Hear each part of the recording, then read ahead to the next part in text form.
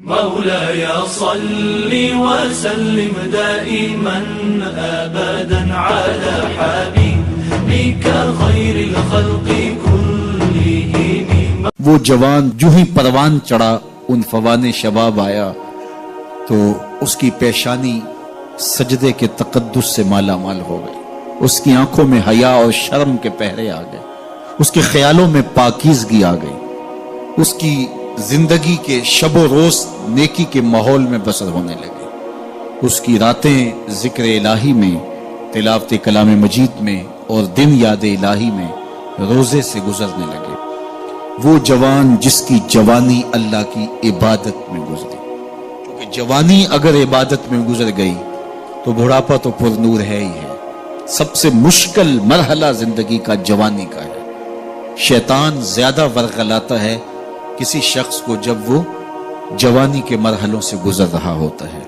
تو جس کی جوانی خیریت کے ساتھ گزر گئی اور اس نے اپنی جوانی کے تقدس کو محفوظ رکھ کے منزل تک پہنچا لیا، اپنی عصمت کے جوہر کی حفاظت کی، اپنی آبرو کو لٹنے نہیں دیا، اپنی آنکھوں کی شرم و حیا پر پہرے بٹھائے اور آنکھ کو برباد نہیں ہونے دیا اور اپنی زندگی کے تقدس کا پہرا دیا، تو جو جوان اپنی جوانی کو خیریت کے ساتھ گزار گیا. کسی نے کہا تھا نا، کتاب زیست کا ایک اور باب ختم ہوا، شباب ختم ہوا، ایک عذاب ختم ہوا. تو جوانی جس کی منزل تک پہنچ گئی خیریت کے ساتھ، عافیت کے سائے میں. مشکل تو بڑا ہے جوانی کو منزل تک لے جانا، خیریت کے ساتھ، داغدار نہ ہونے دینا، جوانی کے تقدس کو رسوا نہ ہونے دینا، عصمت کے جوہر پہ کالک نہ لگنے دینا، خواہشات کو غالب نہ آنے دینا. آسان کام تو نہیں ہے، مشکل کام ہے. لیکن اگر کوئی مشکل کاٹ گیا، جوانی کے تھوڑے سے ایام میں گزار گیا. اللہ اکبر. حضرت شیخ ختلی کہتے ہیں، داتا گنج بخش علی حجویری علیہ رحمہ کے مرشد ہیں، الدنیا یوم ولنا فیہا صوم.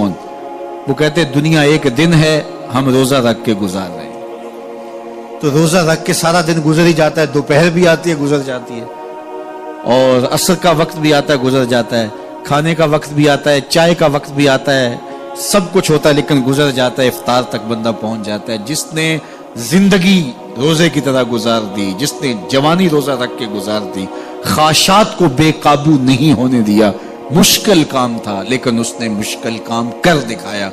اجر کتنا بڑا ہے، سنیے اللہ کے محبوب کی زبان سے سنیے. حضور نے ارشاد فرمایا جو سیدنا ابو ہریرہ کے ذریعے سے ہمارے تک پہنچا. فرمایا قیامت کے دن جب سورج کا رخ سیدھا ہوگا، زمین تانبے کی ہوگی، لوگ پسینے میں شرابور ہوں گے، کوئی ٹخنوں تک پسینے میں، کوئی گھٹنوں تک، کوئی کمر تک، کسی کو پسینے کی لگام دی جائے گی. اور وہ پسینہ ایسے نہیں ہوگا جس طرح یہ پسینہ ہے، اتنا گرم ہوگا. ابن رجب حنبلی کہتے ہیں اس پسینے کا ایک قطرہ اگر احد پہاڑ پہ ڈال دیا جائے تو وہ پگھل جائے، اتنا گرم ہوگا، بدبودار اتنا ہوگا. ایک قطرہ دنیا پہ ڈال دیا جائے، انسان کیا جانوروں کے دماغ بھی پھٹ جائے. اس پسینے میں لوگ شرابور ہوں گے.